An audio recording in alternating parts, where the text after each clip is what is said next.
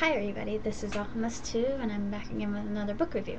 And this time I read the third book in the Chronicles of Brothers. It's called Son of Perdition.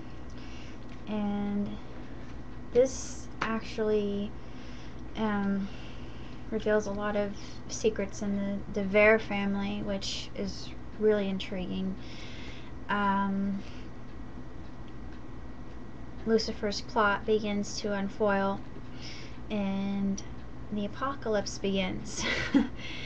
And it's, as you can see, it's a pretty thick book. It's, including the quotations, is 490 pages long, and it's a nice thick book, and it's really fantastic to hold on to. And I don't know what it is, but I really like this material that this book was fashioned out of. And the only place I know that you can get the Chronicles books would be on Wendy Alec's Chronicles of Brothers website.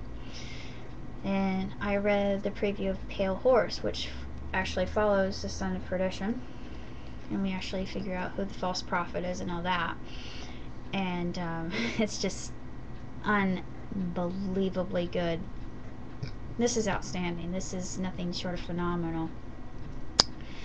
But Pale Horse, the preview in the back of this book, it's only a page front and back. It says it was supposed to come out this year, and according to the website, it's not coming out until 2012. And there are 7 books in the Chronicles, just like with Narnia. And I'm not sure what book 5, 6, and 7 are going to be called yet, because Wendy hasn't said anything about that. But I have read that the trilogy, which would be the first 3 books of a series, they have been greenlit, and they are making them into a movie. I'm not exactly sure when this movie is going to be put out, but to be honest with you, if it's anything like the books have been, which I highly recommend to anybody who is a fan of reading apocalyptic literature, or epic battles of good versus evil, then I would definitely say the film is going to be nothing short of epic. And well, I hope so. I hope that Hollywood doesn't debacle it or ruin it like they have with some movies that are of this sort of caliber. And if they get the right kind of director and producers, then they won't have any problems. And I don't think they will, to be honest with you, because this is painstakingly written, and Mrs. Alec is just absolutely unbelievable in her word pictures and how she weaves together just such a tightly knit story with a lot of different elements in it that are very supernatural. And this book is particularly of interest because it has a lot of historical references in it that I found very fascinating as a history buff. And I was kind of wondering if they would be true. I certainly hope not, because I myself don't really want to see an Armageddon come to pass, just because first of all, I don't like war, and second of all, seeing innocent people die, whether they're good, bad, indifferent, they're human beings. The human life is too precious for that. Even people that are really horrible human beings, I think that if they can be redeemed, they deserve a second chance. If they're beyond redemption, then I don't know. It's kind of cruel to say it that way, but this is a book that really makes you think about that, and about the ability of cloning.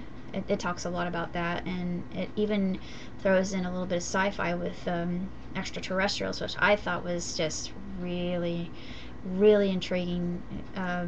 Actually, speaking about Nephilim, and I've always been fascinated with Nephilim and the Anakim actually the Anakim who are mentioned in the Bible, they're a race of giants amongst many other races of giants that are mentioned in the book of Genesis and beyond the book of Genesis and into the book of Judges. And yeah, this is in Genesis.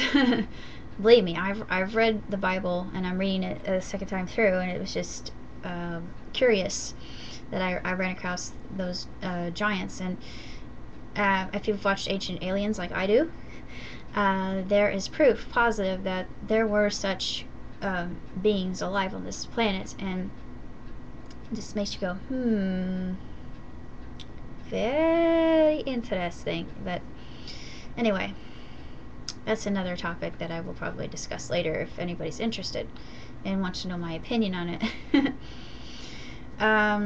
If you want a really good read and something that's just you could just breeze through in maybe a day or two, then I would recommend Son of Perdition. And the next book is going to be called Pale Horse, and apparently it's going to be out in 2012 this summer. So just take a look for it and go to the Chronicles of Brothers website. If you can't find it, then I would recommend going to Google and just type in Chronicles of Brothers, and it'll take you right there, and then you can link to the other books and start from the very beginning. And if you're like me and you love things like this, you'll be addicted. You just cannot put these books down. They are that incredible.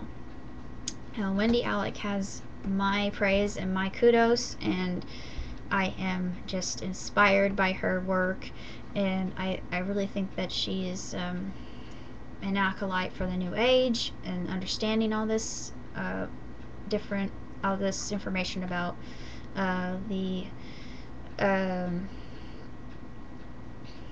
apocalypse itself. And I'm just hoping that it will be more like what I think it is, which is it actually apocalypse from the Greek means thinning of the veil, and I'm pleading, praying, and hoping that it'll be a time of enlightenment and rediscovering ourselves and who we really are, and bringing science and religion closer together like they were before dogma ever stepped in and just threw everything out of balance.